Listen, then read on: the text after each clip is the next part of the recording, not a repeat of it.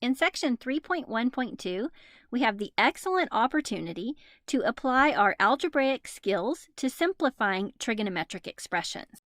We'll learn how to execute the algebraic techniques of multiplying, factoring, and simplifying to trigonometric expressions. Let's begin with the skill of multiplying trigonometric binomials. Now, just like we can use FOIL to find the product of two algebraic binomials, we can also use FOIL to find trigonometric products. In example A, we have the factor cosine of x plus 4 times the factor cosine of x minus 1. To execute this product, we'll start by finding the product of the first two terms. Cosine of x times cosine of x gives us cosine squared of x. Now remember, an expression like cosine squared of x means that we're squaring the entire cosine function. It's not unlike squaring a logarithmic or a natural log function.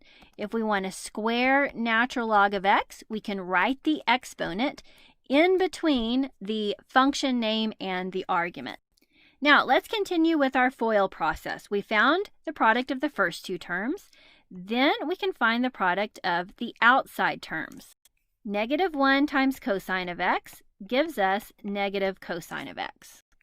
Proceeding to the product of our inside terms, we have 4 times cosine of x, or 4 cosine of x.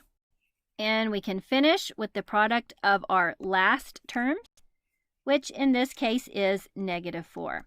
Now, similar to the case where we're multiplying algebraic binomials, we have a pair of like terms here in the middle that we need to combine. So we'll simply combine their coefficients. We end up with the expression cosine squared of x plus 3 cosine of x minus 4. So the product of a set of binomial trigonometric factors yields a quadratic trigonometric trinomial. Let's practice this FOIL process again on example B. Here, the product of our first two terms, 1 times 1 gives us 1. The product of our outside terms, we have 1 times secant of x, that gives us secant of x. The product of the inside terms is negative secant of x.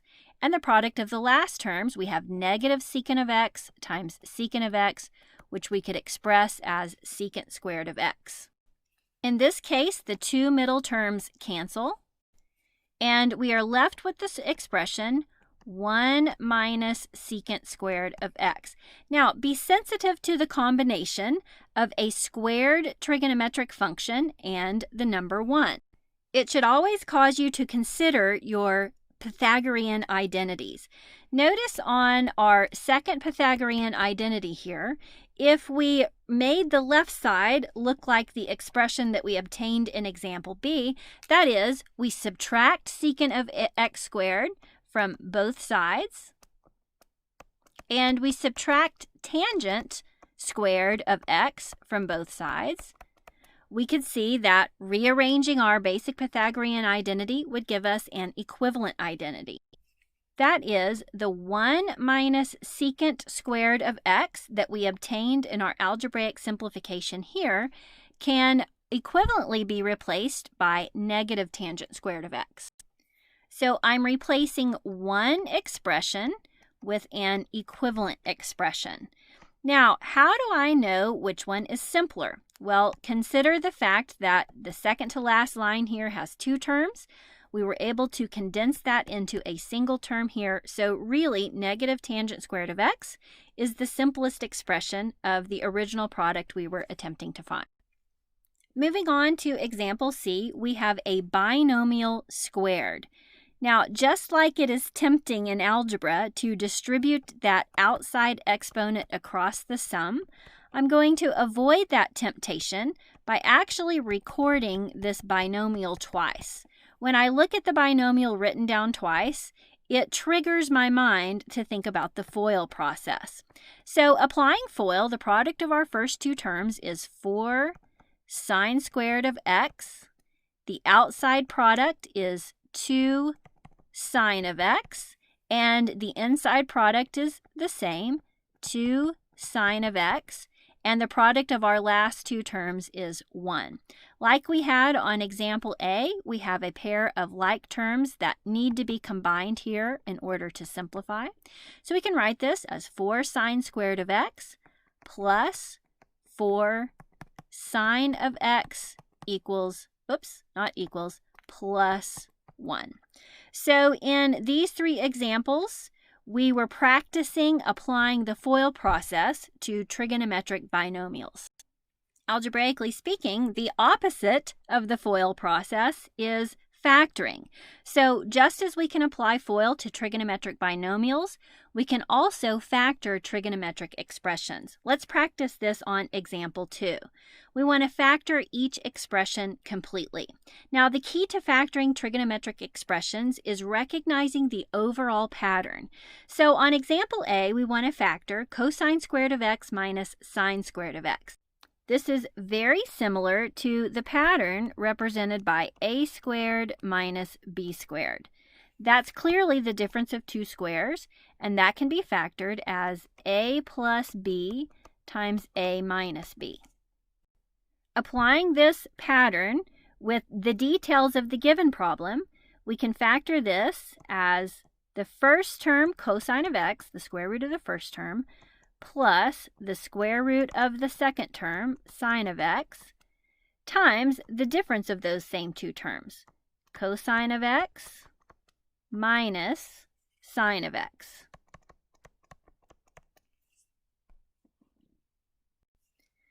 Like you can do in algebraic expressions, you can check your factorization by foiling those 2 binomials. After simplifying, you would see that it would yield the original expression. Let's consider example B. We have tangent squared of x minus 3 tangent of x minus 10. This is called a quadratic trigonometric trinomial. Quadratic because it's squared, trigonometric because it involves a trigonometric function, and a trinomial because it has 3 terms. Now, to factor this, I want to compare it to a simpler algebraic expression. We could compare this to something such as a squared minus 3a minus 10. In this basic algebraic quadratic trinomial, we can factor this as a minus 5 times a plus 2. Understanding that fundamental nature of the given function, we can then factor this. Instead of an a, we have a tangent of x. But the pattern of the constants are the same. So tangent of x minus 5 times tangent of x plus 2. Once again, we can always check our factorization by foiling the resulting binomials. Just like we did on the previous section, foiling and simplifying would generate the original expression. So in that way, we could know that our factorization is correct. Let's try this with example C. We have 2 sine squared of gamma minus 5 sine of gamma minus 3. I notice that the variable part right here, sine of gamma, appears in this term squared. So I could compare this to the algebraic quadratic trinomial, 2a squared minus 5a minus 3. Looking at it in this simpler form, we could then begin to develop our binomial factors. Looks like 2a and a need to go in the first 2 spots, 3 and 1 in the next 2 spots, and we have different signs. Once I see that overall pattern, I can apply that to the original trig expression. This time, instead of using a, I'll use sine of gamma. So the factorization of the given trig expression would be 2 sine of, remember that's the Greek letter, gamma, plus 1 times sine of gamma minus 3. So factoring a trigonometric expression is much like factoring an algebraic expression, but in general, the expressions appear a little more complicated. Now, in the past three examples, we were recognizing a corresponding algebraic simplified form, but let's factor examples D and E directly. Looking at example D, notice we've got three terms, and all three of those terms have a tangent of theta in common. That is, they have a greatest common factor of tangent of theta. So, as is customary to do, I'm going to factor that greatest common factor, tangent of theta to the left, and then I'm going to observe when I divide each term by that GCF what's left. Out of the first term, we would obtain cosine squared of theta. The second term would leave behind minus 2 cosine of theta, and the last term a constant minus 3. Now, this parenthetical element is a quadratic trigonometric trinomial. So we can factor that into two binomial factors. So at this point, I'm just going to transfer my greatest common factor here to the next step, and then I want to break down this quadratic trinomial into two binomial factors.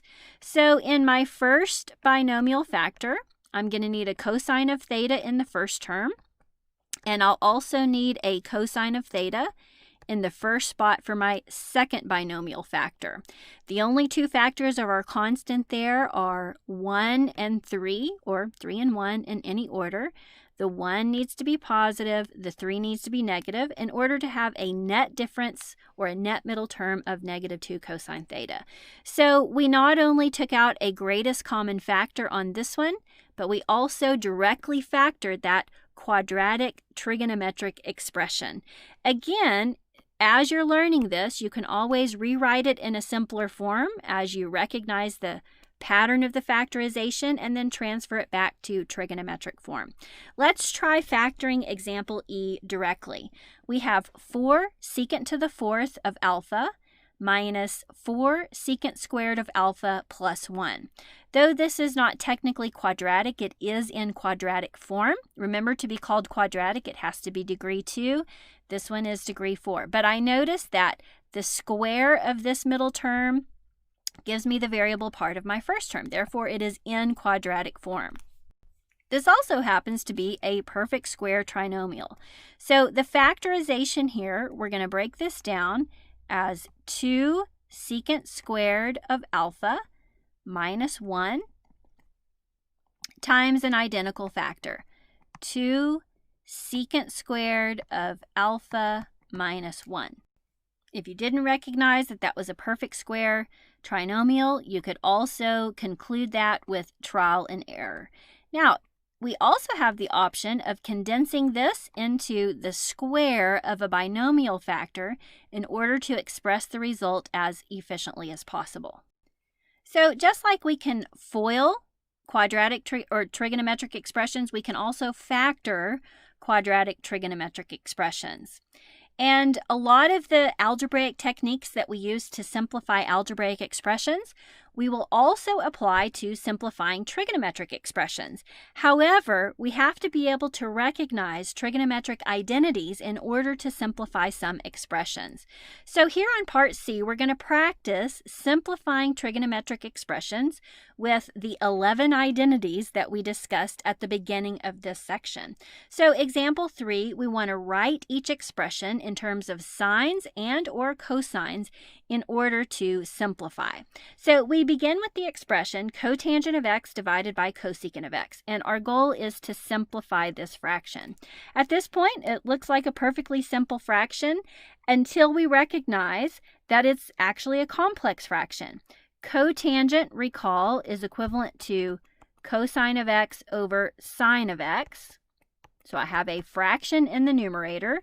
Now, I'm going to make my main fraction bar a little bit longer to be very clear here. And in the denominator, cosecant of x is equivalent to 1 over sine of x. So what looks like a cute little double-decker fraction here is actually a complex fraction with 4 levels in disguise. So it stands to be simplified. To simplify this complex fraction, we can multiply the top and the bottom by the reciprocal of the denominator. So if I multiply the top and the bottom by sine of x, now the reason that's legal is because essentially I'm multiplying this fraction by something equivalent to 1. When I multiply a fraction by 1, I'm not changing its value, I'm just rewriting it in a different form. Notice the sign of x cancels in both the top and the bottom. In the numerator, we end up with cosine of x over 1, or cosine of x. In the denominator, we have 1 over 1, or 1.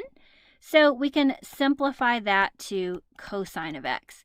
So let's suppose that I'm working with an equation or a function that I need to graph, and it's presented like this. It would be very helpful to go ahead and simplify it and rewrite it in this equivalent expression, because cosine of x is much easier to work with than the complex fraction represented by cotangent of x over cosecant of x. So we have simplified the trigonometric expression using an identity. Let's apply this same technique. That is, we're writing everything in terms of sine and cosine first, and then we will simplify. So looking at our first binomial factor here, we have cosine of beta times tangent of beta. Actually, I want to do the 2-column format to prepare us for identities, so I'm going to move over here. We have cosine of beta times tangent of beta. Tangent of beta is equivalent to sine of beta divided by cosine of beta. So tangent in this original expression is the only thing that needs to be rewritten in terms of sine or cosine. So I'm just going to copy down everything else that I have. Now, that was a really good move because we can see in the first term, in this first product, the cosines cancel, and we end up with simply sine of beta plus 1 times sine, cut, 3, 2, 1. Sine of beta minus 1. Observe that we do have the factorization of the difference of two squares here, right? It has the pattern a plus b, a minus b. Now, let's go ahead and FOIL this out. The product of our first two terms is sine squared of beta. The outside terms have a product of negative sine of beta. The inside terms have a product of sine of beta. And the last two terms have a product of negative 1. Clearly, the middle two terms cancel, and we end up with the expression sine squared of beta minus 1. Now remember, I mentioned previously that if you see the square of a trig function and a 1 anywhere in the expression, you should think about your Pythagorean identities. Remember, our fundamental identity, or the first Pythagorean identity, is sine squared of beta, or x, cosine squared of beta, equals 1. So the sum of the square of sine and the square of cosine is equal to 1. Now, I'm going to manipulate the left side of this equation to match the expression that I have right here. That is, I want to subtract 1 from both sides and subtract cosine squared of beta from both sides. So we can see that sine squared of beta minus 1 is equal to negative cosine squared of beta. So to simplify our final result even further, we can replace this with negative cosine squared of beta. Let's try example C, where we simplify by expressing everything in terms of sine or cosine. So I'm just going to have to work directly below the expression on this one. So in the numerator, we have 1 plus cosine of y times tangent of y. Let's replace tangent of y with its equivalent, sine of y divided by cosine of y. And we're multiplying by cosecant of y, which we know is 1 over sine of y. Now, don't forget about the denominator there from the original fraction. We have cosecant in the denominator. We can rewrite that as 1 over sine of y. Looking at our numerator, we've got some common factors to cancel. The cosine of y's cancel and the sine of y's cancel. I've got 1 in the numerator and denominator for each function. Looking at what we have left, I'm going to have to scoot over here. We have 1 plus, now the product of all of those canceled factors there yields a 1. And in the denominator, we have 1 over sine of y. Now, once again, I'm making my main fraction bar, which corresponds to the original fraction bar, a little longer than the fraction bar I have in the denominator here. That just helps us all to keep our terms straight. So in the top, 1 plus 1 is 2. And notice we have a complex fraction here. We have a 3-layer fraction, and we need to make it a 2-layer fraction.